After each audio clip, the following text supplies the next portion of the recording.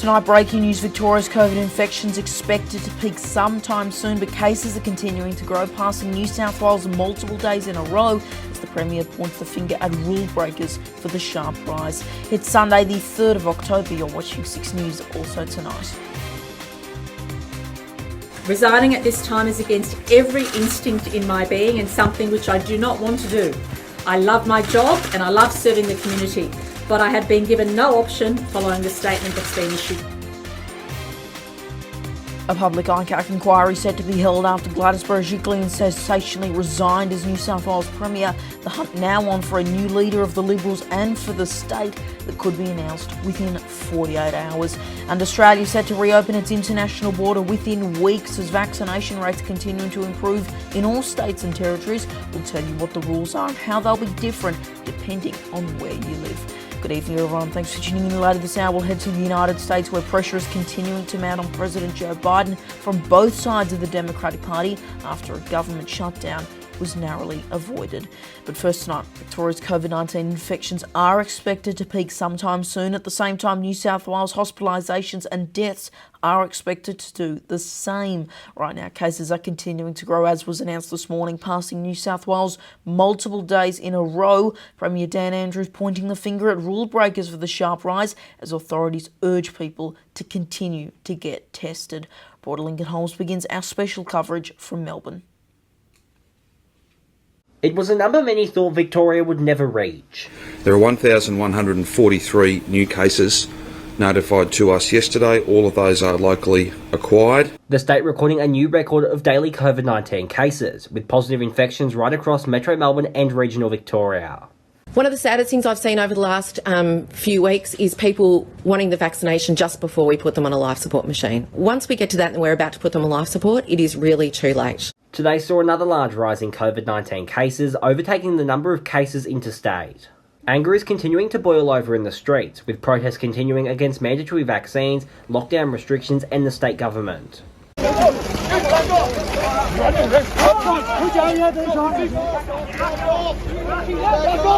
start making an arrest on the rear line to stay together. Police state, mate. Peaceful protesting. All authorised workers, including aged care staff, members of the media and frontline workers, must have at least one dose of any of the COVID-19 vaccines by October 15 in order to keep working on site in Victoria. My body, my choice! My body, my choice! My body, my choice! My body, my choice! Our body, our choice! Unions welcome the move, but The Guardian reports that some were not informed of the decision in advance, even after protests outside the CFMEU headquarters last week, which has now been listed as a Tier 1 exposure site.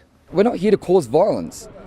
We're here to fight peacefully for our rights. When New South Wales recorded cases over 1,000 earlier in the year, some on social media called for Gladys Berejiklian to resign. There have now been calls for Daniel Andrews to follow the move of his New South Wales counterpart. Police using rubber bullets on the streets of Melbourne.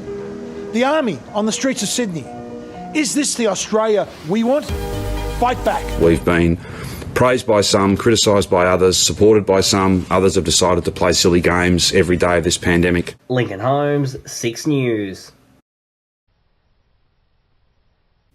Meanwhile, cases are popping up in regional areas as well. Marlborough Shire and Greater Shepherd in regional Victoria are now both ending their second day of a 7-day snap lockdown after multiple cases were confirmed in their respective regions. Dozens reported right across regional Victoria. The northern New South Wales town of Casino is also back in lockdown due to several COVID exposure sites. Authorities in both states urging anyone who's visited an exposure site or has any symptoms to immediately get tested and then self-isolate.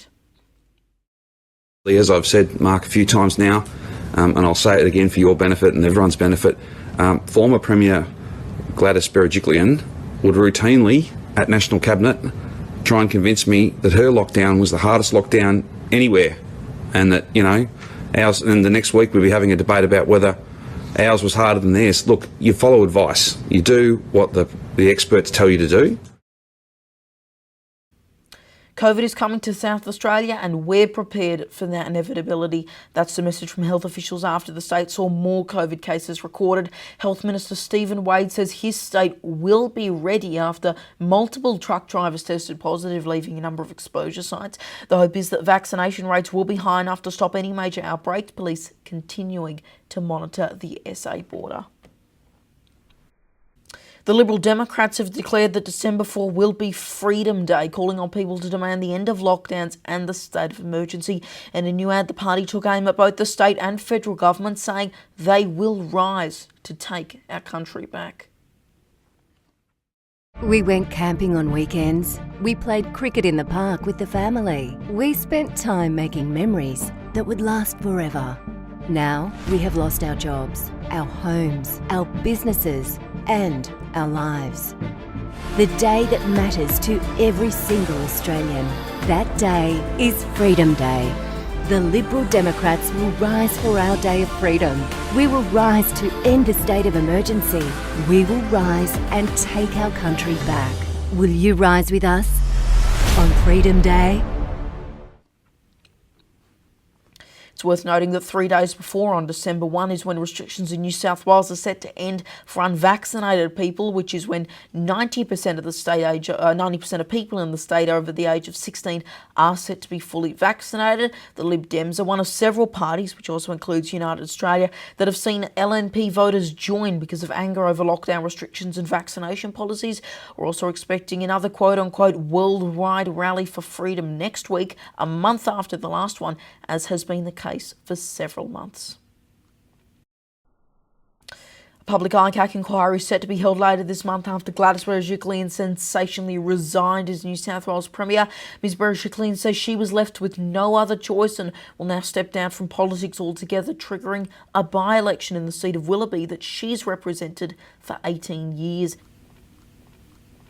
I know that this is a time of challenge in our state, but I have complete hope and optimism that New South Wales is in a very good place. We are just a week away as we begin to open up our state. We have dealt with the crises in front of us incredibly well. I know I am part of a team that has one focus, and that is to look after every single person right across the state. And I believe that Stuart and I, in putting our names forward for next Tuesday's party room meeting, will provide that stability, that experience and that unity that the people of New South Wales need at this time. This is a leadership ticket that every person across New South Wales can support.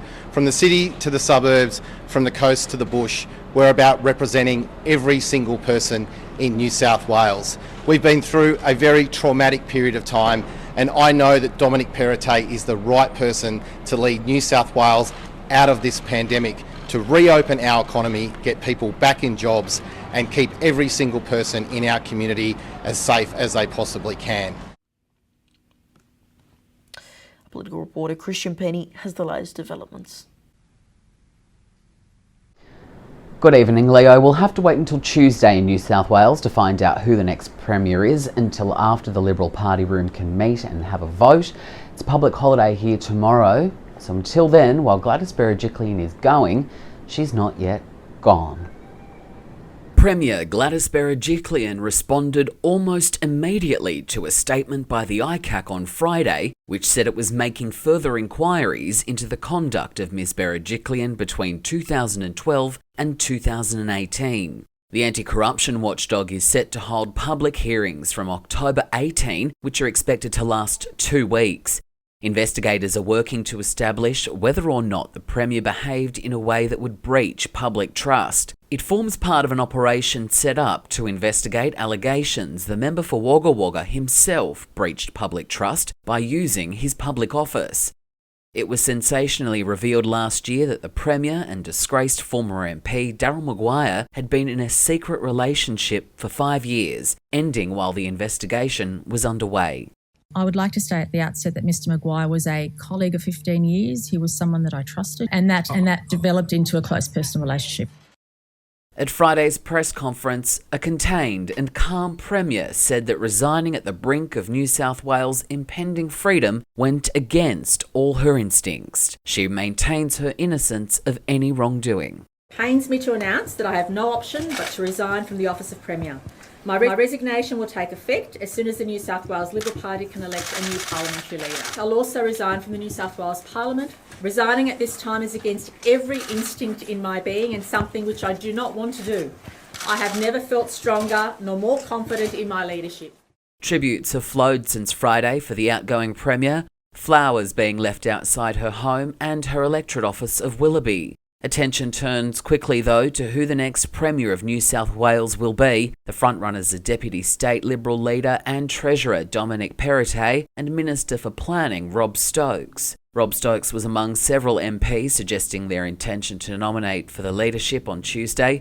Mr Perrottet has led the state of New South Wales as Treasurer throughout the pandemic. He secured financial support from the government to help the state through its latest Delta lockdown. The 39-year-old father of 6 was elected as the member for Epping in 2019. There have been no agreements made for a single leadership nomination, so it will come down to the votes in the party room come Tuesday. And Leo, just in this afternoon, New South Wales Transport Minister Andrew Constance has announced that he has intentions to resign from his ministry and from the seat of Bega by the end of the year. He said he plans to nominate himself for pre-selection in the federal seat of Gilmore at the next federal election.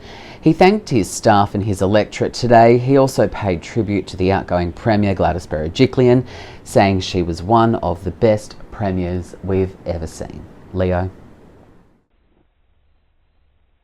Well, could Australia see an early election? That's the question some are asking after the Prime Minister announced a ministerial reshuffle. Energy Minister Angus Taylor will take over the industry portfolio after Christian Porter resigned, while Defence Industry Minister Melissa Price will get the science and technology portfolios. Alex Hawke and Ben Morton have also both been promoted. Despite Scott Morrison saying there won't be a November election, some analysts say it's looking more and more likely there will be. Another reason for this is the PM's announcement that international travel will be back within weeks. The reopening relies on the introduction of a 7-day home quarantine system for returning travellers who have had both doses of a TGA-approved vaccine, but there's a catch. It does depend on the state or territory you live in and when they hit 80% of people fully vaccinated. However, in the NT, strict border rules for international travellers are set to remain in place. The ABC reporting that internal travel restrictions will be introduced to isolate areas with low vaccination rates. This is an important next step in the national plan. This is set out in the national plan. No surprises here. This is what we agreed to do. That we said to Australians, we get to 80%, you can leave the country and you can come back again. If you're overseas, you should be able to come back if you're a fully vaccinated Australian resident or citizen. I'm going to keep the deal with Australians. The WA Premier has accused eastern states of not appreciating China during an event with a top Chinese diplomat. According to the ABC, Mark McGowan told the crowd that a quote-unquote large amount of our exports do go to China, the majority in fact, and we are the nation's biggest exporting state, but for other states that don't export that much, they don't really get that. WA's China Consul General Long, who was appointed to the role several months ago, says he's so glad to see that with the strong leadership of Premier McGowan's government, the pandemic has been brought under control, and declared the relationship with China and Australia to be strong. Now, that's despite tensions for around a year that are continuing to last, that saw trade tariffs, controversy over tweets, and even 2 Australian journalists evacuated from Beijing over fears for their safety. What are your thoughts? Let us know in the comments or on social media by using hashtag 6newsau or email us contact@6newsau.com.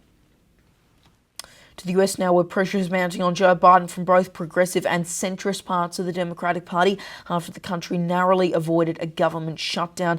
Newly approved funding ensures that the federal agencies will not have to close down like they did in 2018 and 2019, meaning hundreds of thousands of workers will not have to take unpaid leave.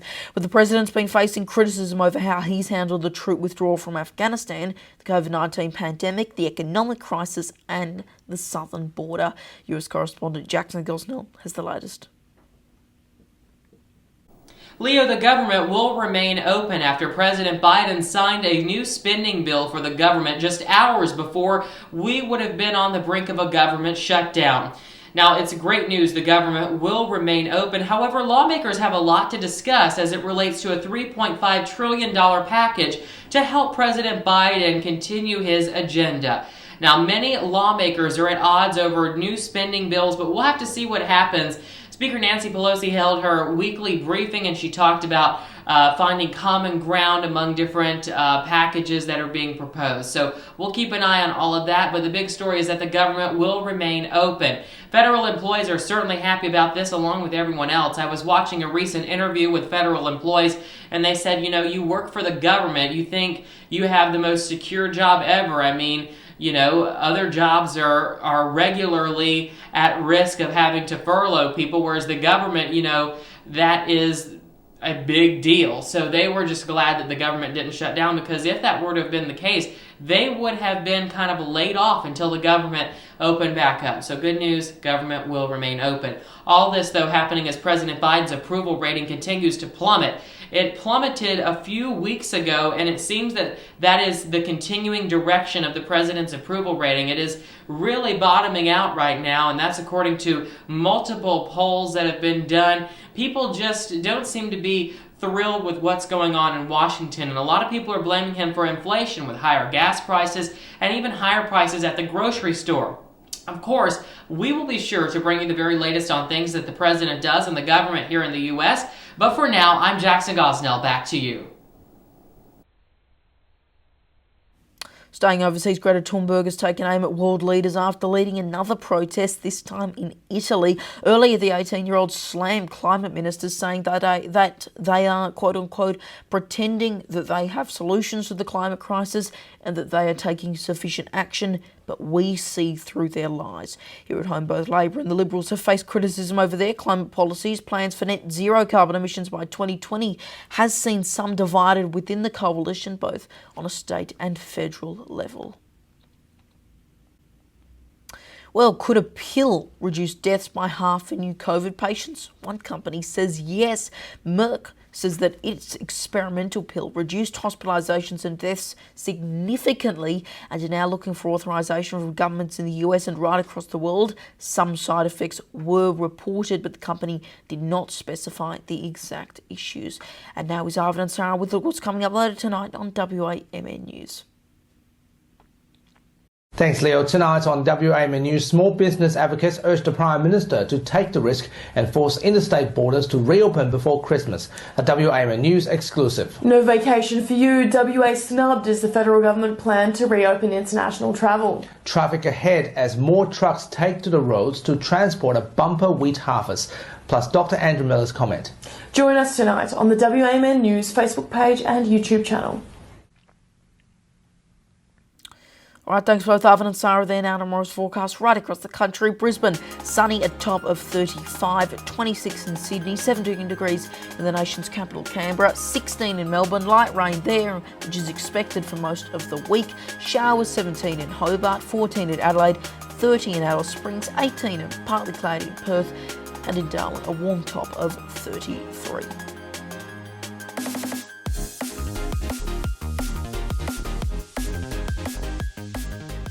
And finally tonight, as you're probably all aware, daylight saving, not savings, has started in multiple Australian states. At 2 a.m. last night, clocks jumped forward an hour to 3 a.m. in New South Wales, the ACT, Victoria, Tassie and South Australia, but stayed the same in Queensland, now an hour behind the rest of the eastern states, the Northern Territory an hour and a half behind, and Western Australia now 3 hours behind. Of course, some of you may have had a Sunday morning sleep-in as a result, with the sun now up later in the day. What are your thoughts on it? Do you support it? Let us know in the comments or on social media by using hashtag 6newsau or email us contact@6newsau.com. And that is 6 News for this Sunday evening. You can start today with the latest headlines by heading to our website, 6newsau.com, and by following us on social media, Facebook, Twitter, Instagram, TikTok and Lit. Just search 6newsau to find us. I'm Leonardo Puglisi. Thanks for your company. Good night.